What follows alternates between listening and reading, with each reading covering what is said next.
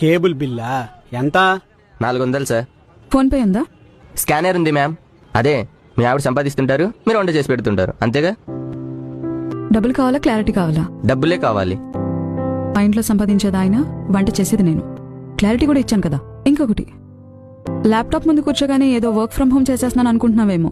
యూట్యూబ్లో కొత్త రెసిపీస్ చూస్తున్నాను. ఓకే?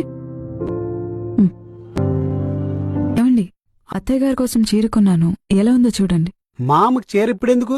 మా అమ్మ ఇప్పుడు ఒక మాట అనేది, నేను సంపాదించిన ఫస్ట్ శాలరీతో తనకి చీర కొనివ్వాలని. ఇవ్వగలిగినా తీసుకోవడానికి తను లేదు. నాకు అమ్మైనా అత్తైనా ఆవిడే.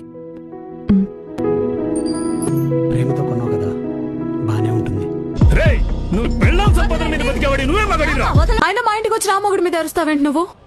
నీలా నాకు నీ మీద హక్కులున్నాయి. నేను చెప్పినట్టు నువ్వు వినాలి. అలా అయితే మా అమ్మ కూడా వాళ్ళ కనవాళ్ళు చెప్పినట్టు చేయాలి కదా. నువ్వెందుకు దాన్ని కంట్రోల్ చేస్తున్నావు? నీకు నచ్చినట్టు మీ ఆవిడ ఉంటున్నప్పుడు మా ఆయనకు నచ్చినట్టు నేనుంటే తప్పేంటి? మీరెప్పుడైనా మీ అబ్బాయిని నువ్వేం అవ్వాలనుకుంటున్నావురా అని అడిగారా? బలవంతంగా చేప నీళ్ళ మీద పడేసేయమంటే ఏమెత్తుంది మావయ్య? ఆయన కూడా అంతే. పాప మావయ్య, ఆయనకి ఇష్టం లేని పని చేయలేక, అది మీతో చెప్పలేక సతమతం అయిపోతున్నారు. పిల్లల ఇష్టాల్ని తెలుసుకోపోయినా పర్లేదు, కానీ మీ ఇష్టాల్ని పిల్లల మీద రుద్దదు మావయ్య.